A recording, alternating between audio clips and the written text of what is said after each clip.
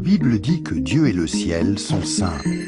Et saint veut tout simplement dire parfait. Il est capital de comprendre que Dieu ne peut rien laisser d'imparfait entrer au ciel. Sinon, ce ne serait plus le ciel. La Bible dit aussi que nous avons tous un corps et une âme. À notre mort, notre corps est enterré ou incinéré. Mais notre âme, le vrai nous, vit pour toujours, soit au ciel, soit en enfer.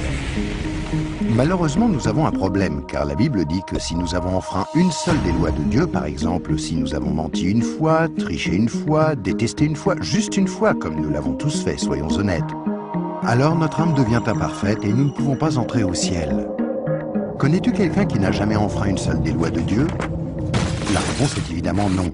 Alors, voilà notre problème. Nous avons tous enfreint les lois de Dieu, c'est pourquoi nous avons tous une âme imparfaite. Ainsi, si à notre mort, notre âme peut aller soit au ciel, soit en enfer, mais que pour aller au ciel, nous devons avoir un casier judiciaire vierge, et aucun d'entre nous n'en avons un, alors cela signifie que nous allons tout droit en enfer. Cela peut sembler dur, et tu te demandes peut-être comment un Dieu plein d'amour a pu créer un lieu tel que l'enfer, et comment peut-il en plus y envoyer des gens? Alors pensons-y dans ce sens. Pense à quelqu'un que tu aimes vraiment. Maintenant, imagine que cette personne ait été assassinée. L'assassin est arrêté et plaide coupable. Mais tu es horrifié lorsque le juge dit « C'est très mal ce que vous avez fait. Mais parce que je suis un juge plein d'amour, je vais vous faire relâcher. » Tu serais très fâché, n'est-ce pas? Pourquoi? Parce que tu sais que lorsque quelqu'un enfreint la loi, il doit être puni. Sinon, il n'y a pas de justice. Donc l'enfer n'est pas une question d'amour, mais de justice. Examinons 3 questions pour comprendre pourquoi il y a ce lieu qui s'appelle l'enfer. As-tu déjà menti une fois dans ta vie? La réponse est sûrement oui, même si ce n'est qu'un petit mensonge. Si tu as menti une seule fois, alors tu es coupable de mensonge. As-tu déjà pris quelque chose qui ne t'appartient pas? Par exemple, es-tu déjà arrivé en retard au travail ou es-tu déjà parti trop tôt en étant quand même payé? As-tu déjà utilisé le téléphone du patron ou la photocopieuse sans demander la permission ou ramené un stylo du bureau à la maison? Tout ceci, bien sûr, est du vol. La plupart des gens ont pris quelque chose qui ne leur appartient pas, ce qui les rend coupables de vol. Penses-tu que Dieu va laisser un groupe de voleurs menteurs comme nous aller au ciel? C'est peu probable, car s'il le faisait, il serait comme le juge injuste qui n'a pas condamné l'assassin de la personne que tu aimais. Il n'y a pas 36 solutions. Mais beaucoup diront « Attends un peu, je suis quelqu'un de bien ». Et il y a une grande différence entre le mensonge, le vol et le meurtre. Or, je n'ai jamais tué personne. Mais ce qui est intéressant, c'est la façon dont Jésus a redéfini le mot meurtre. Il a dit « Si vous avez détesté quelqu'un dans votre cœur, vous l'avez tué dans votre cœur ». Alors, voici la dernière question. As-tu déjà détesté quelqu'un? La vérité, c'est que la plupart des gens ont déjà ressenti de la colère ou de la haine vis-à-vis des autres. Ce qui, selon Dieu, nous rend coupables de meurtre. Voilà la mauvaise nouvelle. Afin qu'il y ait une justice, il faut qu'il y ait un endroit comme l'enfer. Mais voici la bonne nouvelle. Et c'est là que Jésus entre en jeu. Ce qui distingue Jésus du reste du monde, c'est qu'il est parfait. Contrairement à nous, il n'a enfreint aucune des lois de Dieu. C'est pourquoi il a un casier judiciaire vierge, une âme parfaite. Imagine la scène avant que Jésus ne vienne sur terre, il y a 2000 ans. Jésus a regardé dans l'avenir et t'a vu ici aujourd'hui. Il s'est tourné vers Dieu, son Père, et lui a demandé « Père, j'aime les gens de ce monde et je ne veux pas qu'ils aillent en enfer pour avoir enfreint tes lois. Existe-t-il un moyen pour qu'ils soient pardonnés ?» Dieu le Père a regardé son Fils et a dit « Jésus, il n'y a qu'un moyen. Tu devras aller sur terre, devenir un être humain et vivre une vie parfaite. Puis tu mourras d'une mort cruelle sur une croix pour prendre la punition que les gens du monde méritent pour avoir enfreint mes lois.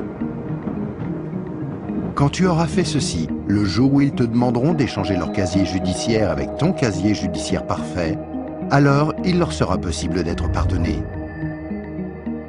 Jésus a accepté volontairement, et il y a 2000 ans, il est venu pour donner sa vie pour nous, pour payer le prix de toutes les lois de Dieu que nous avons enfreintes.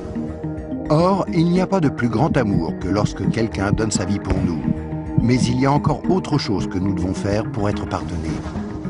Il y a 3 événements principaux dans la vie de chacun. La naissance et la mort, mais nous n'avons aucun contrôle là-dessus. Mais il y a aussi le 3e, le jour où nous demandons à Jésus de nous pardonner, quand nous lui demandons de nous donner son casier judiciaire vierge. Il y a certaines idées reçues à ce sujet, mais dans la Bible, le principe du pardon de Dieu est clair. Nous ne sommes pas pardonnés en étant baptisés ou confirmés, ni même en priant occasionnellement, ou en allant à l'église, ou en croyant en Dieu, ou en essayant d'être bons. Ce sont toutes de bonnes choses, mais aucune ne nous accorde le pardon. Jésus a dit qu'il y a 2 choses que nous devons faire pour être pardonnés. La première est que nous devons avoir la volonté de nous détourner de tout ce que nous savons être mal et demander pardon à Dieu.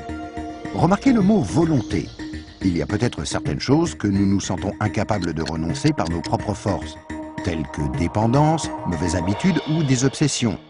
Mais là n'est pas le problème. Dieu nous aidera du moment que nous en avons la volonté et que nous voulons nous détourner de ces choses-là et demander pardon à Dieu. La deuxième chose que nous devons faire, c'est faire totalement confiance à Jésus. Si Dieu t'a créé, ainsi que l'univers tout entier, ne penses-tu pas qu'il mérite d'être la personne au centre de ta vie? Faire totalement confiance, c'est reconnaître que Jésus est ton sauveur et accepter de le suivre. Quand tu es né, c'est comme si Dieu avait ouvert un livre sur ta vie. Maintenant, garde en tête que Dieu voit tout ce que tu fais. Il connaît chaque attitude, chaque pensée, chaque motif et chaque action. À chaque fois que nous brisons juste une des lois de Dieu, c'est écrit dans ce livre. Tu imagines bien qu'à la fin de nos vies, il y a toute une bibliothèque de livres contre nous. Mais quand tu te tournes vers Jésus et que tu lui fais confiance, il se passe quelque chose d'incroyable. C'est comme si Jésus prenait ton livre et se tenait en haut d'une falaise et déchirait toutes les pages. Le casier judiciaire entier de tout ce que tu as fait de mal et les jeter dans la mer la plus profonde. Il promet de ne plus jamais se rappeler de toutes ces choses. Jésus prend ensuite une copie de son casier judiciaire vierge que tu lui as demandé de te donner et il la glisse entre les 2 couvertures du livre où ton nom est inscrit. Ce nouveau livre est gardé précieusement au ciel. Le miracle est que l'on ne touche plus à ton livre à partir du moment où tu demandes à Jésus de te pardonner et jusqu'à ta mort. Même si tu fais des erreurs et brises encore les lois de Dieu. Devenir un chrétien ne te rend pas parfait sur le coup, et tu ne peux pas non plus dire une prière rapide et ensuite retourner à ton ancienne manière de vivre. Rappelle-toi, Dieu t'a pardonné pour toujours quand tu lui as demandé le casier judiciaire vierge de Jésus. Tout ce qu'il demande, c'est que tu lui soumettes tout et le laisses te purifier jour après jour. Quand tu mourras, tu passeras en jugement devant Dieu. Il ordonnera à ses anges d'aller chercher ton livre. Il l'ouvrira et dira « Cette personne était parfaite ».